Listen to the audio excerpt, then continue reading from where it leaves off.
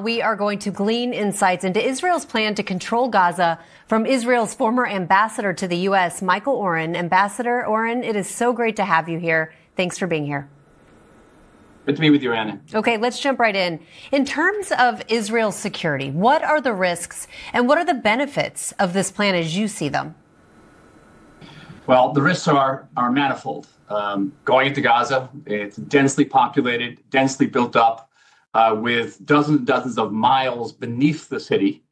And in those tunnels are 20 living Israeli hostages, to the best of our knowledge, 30 hostages that are no longer living. So going into this city is going to be a nightmare for any infantry. Many years in the infantry, and I'll tell you, this is the last place that anybody in the infantry wants to be.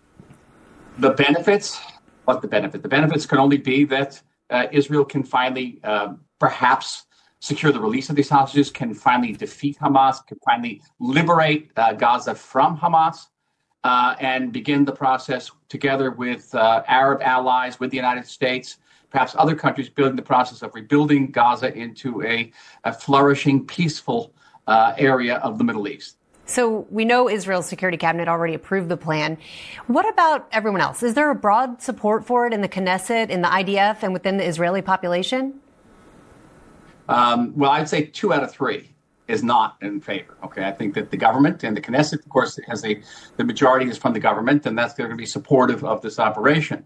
The IDF has expressed severe reservations about the operation, whether it's costly. What's going to be the end of the operation? Will Israel end up being the occupier of Gaza again and be involved in a prolonged war of attrition? Israel does not do well with wars of attrition. And roughly 74% of the Israeli population, according to the most recent poll, is not in favor of this operation. And that's an interesting dynamic because usually in Israel, we go to war on the basis of a consensual approval of the population. It's interesting. The prime minister is not the commander in chief. The government is, the entire government. So going to war, even going into a major operation like this, involves a certain amount of consensus. Hamas has consistently walked away from the ceasefire talks. And that even if there were a ceasefire, Hamas is not going to give us back all of those hostages. That Hamas is, they may be evil, but they're not stupid. And they're going to keep a couple of hostages always for safekeeping to ensure that Israel doesn't come back after the ceasefire and proceed to try to uproot Hamas once again.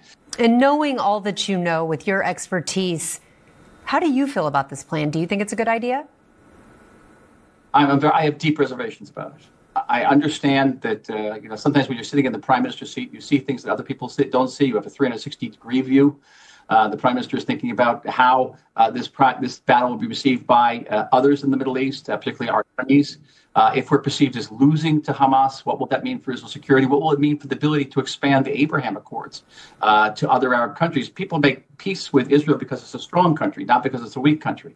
And what will it mean for our relationship with the United States? I fair to say that the President of the United States likes winners, and to be perceived as a winner is a strategic asset here, not just a political whim. So that I'm sure the Prime Minister is looking at that as well. But we've all known people who have served in this war for hundreds of days. We've known people who have died in this war, been grievously wounded in this war. We see the families, the hostages suffering unspeakably. And it's a nightmarish situation. In the past, you've said you do not believe Israel has committed any war crimes in Gaza. Do you still believe that? I do. I don't think it's deliberate war crimes. This is war. And I've been in war more than once. And I'll tell you, many mistakes happen, particularly in a war like this, which is dense urban warfare. And you're dealing with an enemy which is deeply embedded behind civilian population. In this case, not just behind the civilian population, but beneath a population, again, with hundreds of miles of tunnels. It's absolutely inconceivable. There's no parallel like this in history. And so, yes, the mistakes happen. Israelis are human beings, and they make mistakes, and sometimes they make mistakes that can be actionable. You've studied this conflict almost as much as anyone. What do you wish would happen here? Oh, my greatest wish would be Hamas would just say, okay, we've had enough. We're giving it up. Ambassador Oren, thank you so much for shedding some light on this. As you mentioned, such a complex issue. We appreciate your time. Thank you very much, Fiona. Federal